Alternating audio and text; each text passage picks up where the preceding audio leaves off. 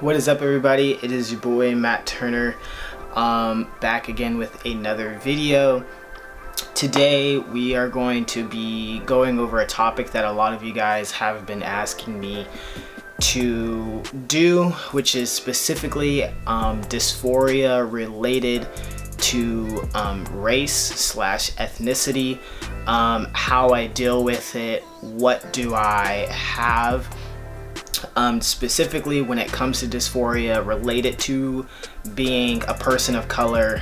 And yeah, I'm just gonna it's gonna be a little bit more of a serious talk because I know this isn't discussed very frequently among the communities, specifically just because trans men as a whole, we are a small community and don't have a lot of representation. And then even further into that, as people of color, we have an even smaller representation. So considering, you know, the viewership that I do get, I did feel that it was important to do this video. Obviously, this is really just based on me. Not everybody is going to feel the same about this topic, not be able to relate as much to this topic. If you are not a person of color and you are watching this,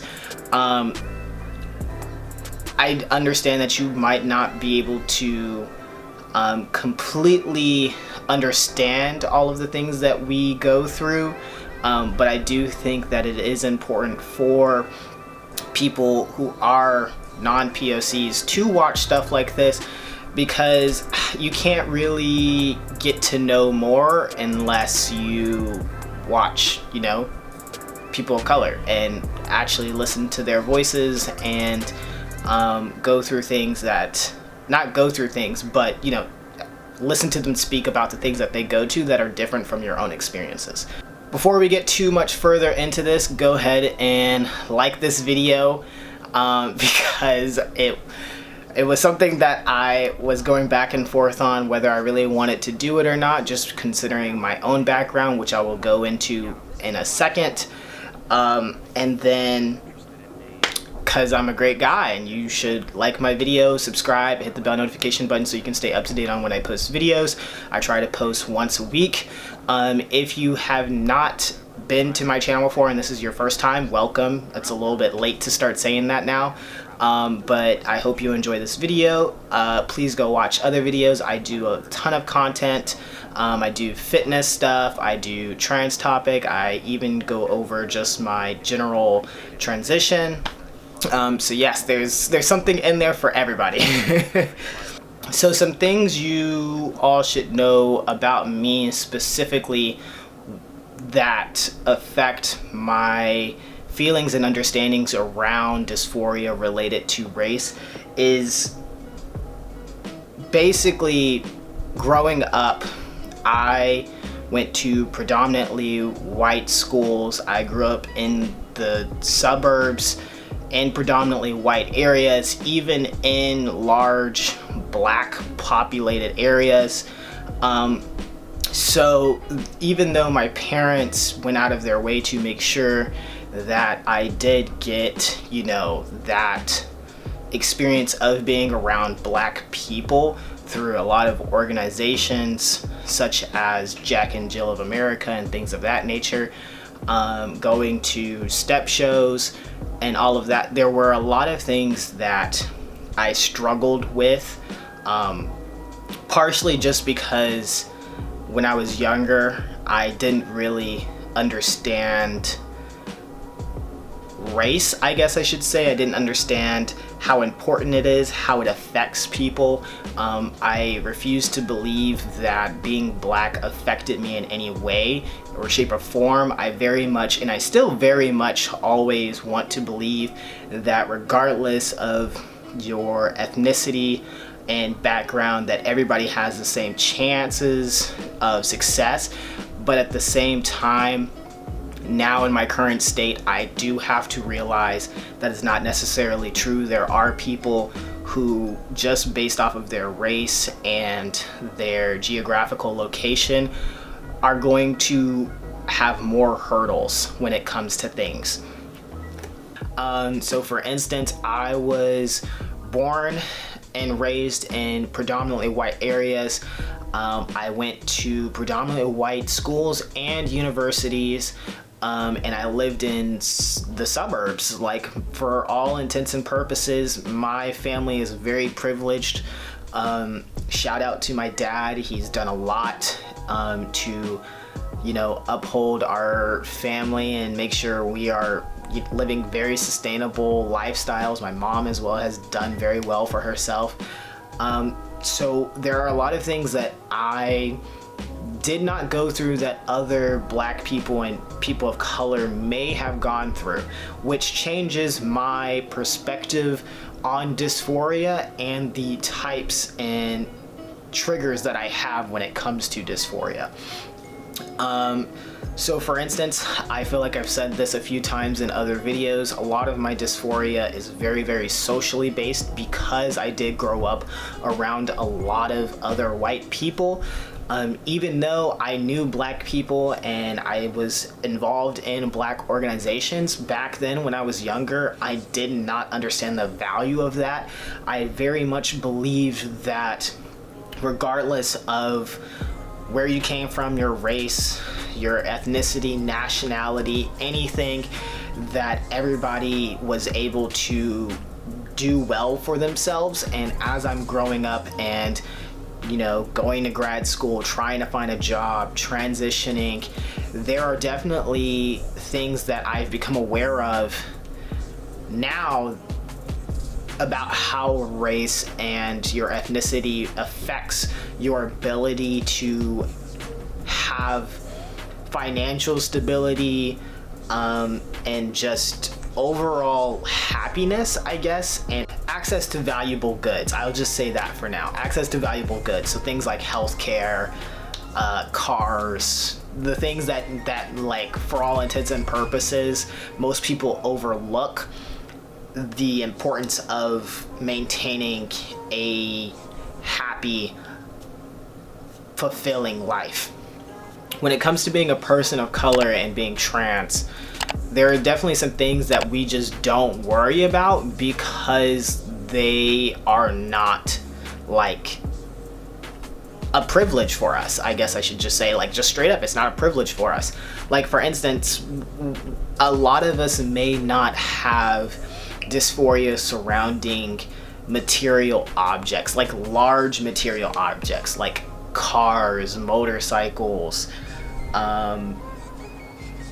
what type of like house we may live in, like activities that we may be able to do, because financially we are already at a disadvantage to be able to even do those things. So being able to have just the bare necessities to live a sustainable lifestyle is like already like hard enough for us to do. So it's like adding that extra layer is just something that isn't something that we need to worry about, nor something that any other person, I feel like, in our communities would look down on us for, if that makes sense. Like, I don't think, at least the people I'm around, I don't think any other Black man would say another person is not masculine because of the type of car that they drive. They may just be like, you got a car, like that's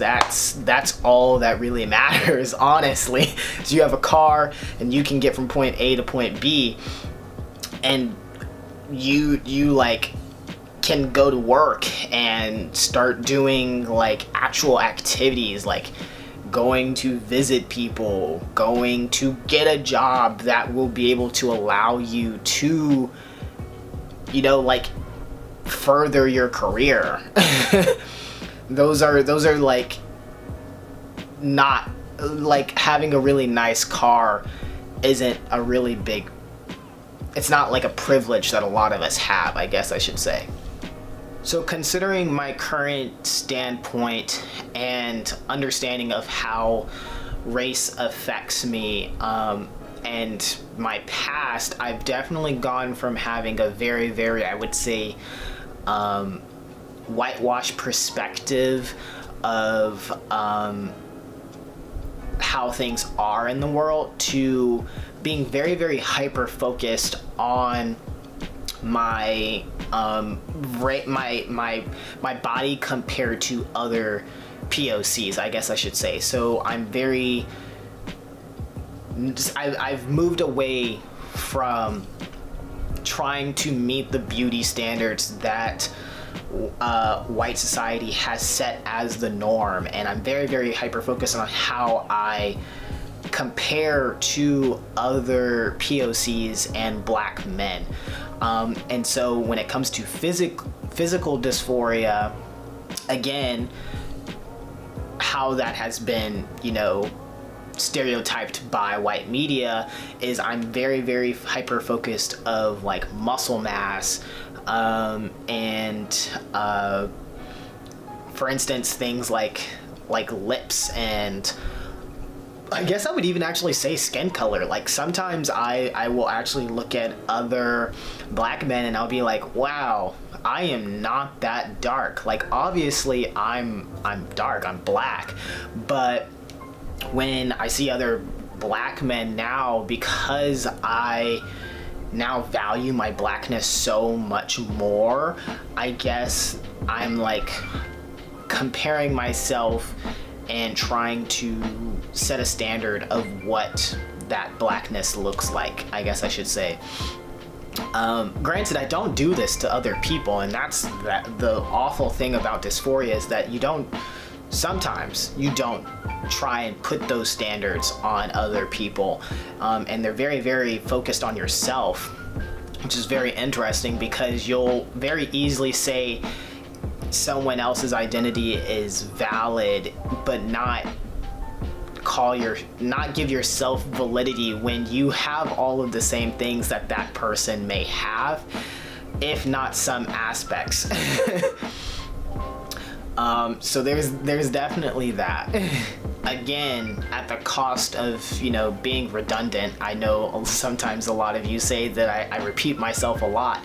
In this instance, I think it's very important to repeat myself that a lot of these triggers that I have stem from the media that I used to consume and the people that I used to be around, predominantly white people. So I found the best way to manage this is definitely going to be consuming more diverse media, finding videos that contain people of color in them, and not just one person or a specific type of person of color. So not just only big black guys, not like, I enjoy seeing media with people like Mike Rashid and Simeon Panda and Johnny Shreve, because yeah, those are my ideal goals. I would love to be Jack like them, but understanding that that is not the only way that black men look.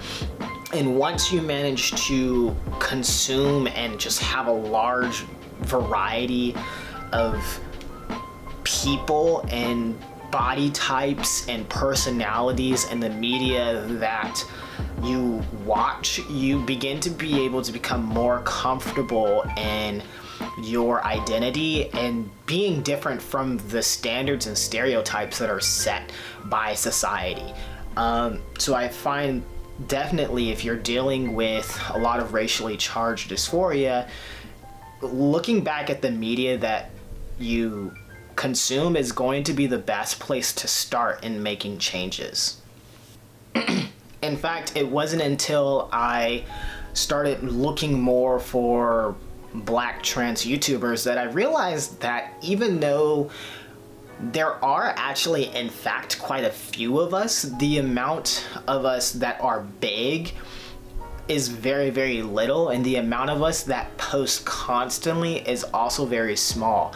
So for instance, I got inspired to make my YouTube channel and get as active as I am in the community when I went back and I like really started analyzing who I watched, who there was, and finally I got to Alan Lamont's TV, and I wanted to become part of that discussion and give more access to seeing other people like me to other people, because it was difficult enough for myself to find those people. So I could only imagine if you're not already in the community or you're just starting out, how very, for the sake of being blunt, white the trans community seems.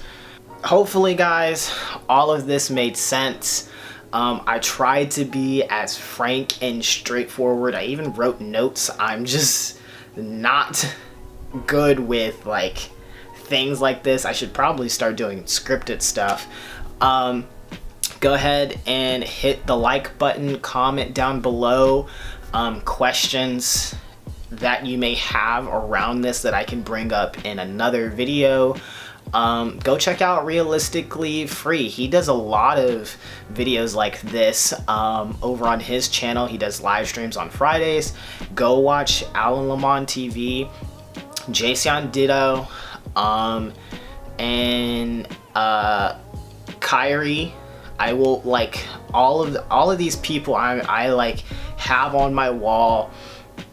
Go watch their content, consume that content. If you are struggling with racially charged dysphoria, the best way to offset it is going to be consuming more content by people of color. So go watch all these other people.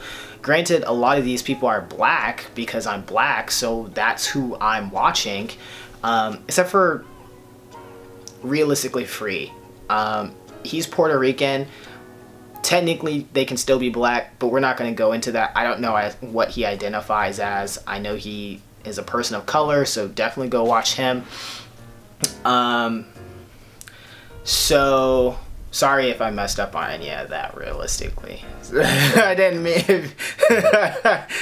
mean to mess up on any identifiers. If I did, yes, subscribe, hit the bell notification button so you can stay up to date on when I post videos. I am dropping more fitness content, trying to do collabs. Go follow me on Instagram if you love fitness content. I post more fitness content on there almost every single week than I do over here. Because I am at the gym every single day, I am going to try and get a workout video in sometime soon. Not exactly sure when I'll be able to get that done, because quality standards, as you guys know. But yes, as usual, it is your boy Matt Turner. I hope you guys have a great morning, evening, day, or night wherever you are, and I will see you guys next time.